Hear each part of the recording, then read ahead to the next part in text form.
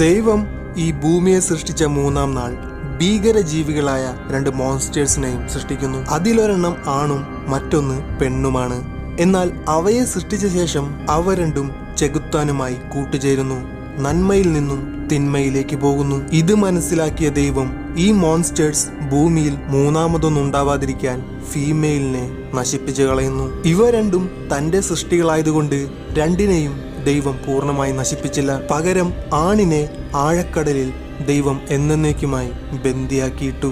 എന്നാൽ ലോകം അവസാനിക്കുന്ന ദിവസം ഈ മോൺസ്റ്റർ കടലിനടിയിൽ നിന്നും പുറത്തേക്ക് വരും. കിലോമീറ്ററോളം നീളമുള്ള ഈ ജീവിയുടെ വായിൽ നിന്നും തീ തുപ്പി എല്ലാം നശിപ്പിക്കും. ഇതിന്റെ തോലിന് ഇരുമ്പിനേക്കാൾ ശക്തിയുണ്ട്. ഇതിന്റെ പല്ലുകൾ നരകത്തിന്റെ കവാടമാണ്. ആ മോൺസ്റ്ററിന്റെ പേരാണ് ലെവ്യാഥൻ.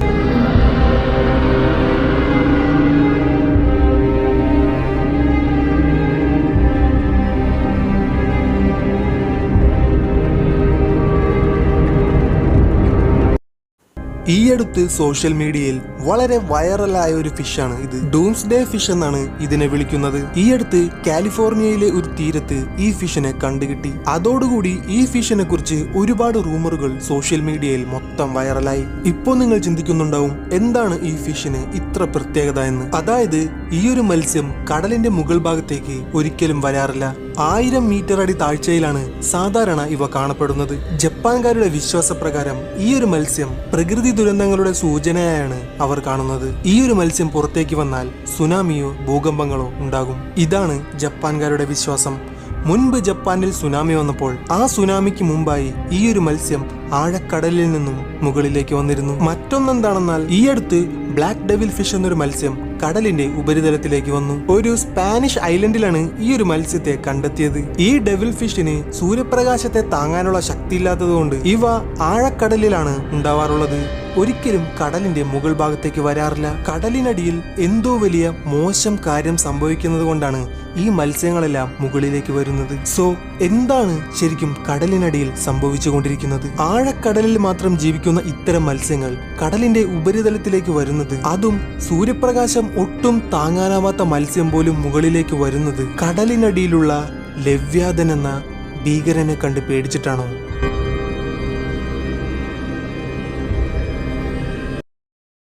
സോ ബൈബിളിൽ ലെവ്യാഥനെ കുറിച്ച് പറഞ്ഞിരിക്കുന്നത് എന്താണെന്നാൽ, ലെവ്യാഥൻ കടലിനടിയിൽ നിന്നും പുറത്തേക്ക് വന്നാൽ മനുഷ്യന് ഭൂമിയിലുള്ള ആയുധങ്ങൾ കൊണ്ട് ലെവ്യാഥനെ നശിപ്പിക്കാൻ കഴിയില്ല. ദൈവം ഉണ്ടെന്നതിനുള്ള ഒരു അടയാളമായാണ് ലെവ്യാഥനെ സൃഷ്ടിച്ചിരിക്കുന്നത്.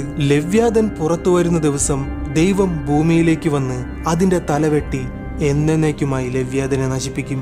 ആ ദിവസം തിന്മയുടെ ഇരുട്ടുമാറി നന്മയുടെ വെളിച്ചം ഭൂമിയിലേക്ക് പതിയും. സോ ബൈബിളിൽ ലെവ്യാഥനെ കുറിച്ച് എന്താണ് പറഞ്ഞു വരുന്നതെന്നാൽ, തിന്മയുടെ മറ്റൊരു പ്രതീകമാണ് ലെവ്യാഥൻ. ബൈബിളിൽ മാത്രമല്ല, ഒരുപാട് മിത്തോളജികളിലും ശരിക്കും ലെവ്യാഥൻ ഭൂമിയിലുള്ളതായി പറയപ്പെടുന്നുണ്ട്. സോ ഇത്രയും നേരം നിങ്ങൾ കേട്ടത് ലെവ്യാഥനെ കുറിച്ച് എഴുതി വെച്ചിരിക്കുന്ന കാര്യങ്ങളാണ്. എന്നാൽ ഇനി പറയാൻ പോകുന്നത് ശരിക്കും ഈ ഭൂമിയിൽ സംഭവിച്ച ഒരു കാര്യമാണ്.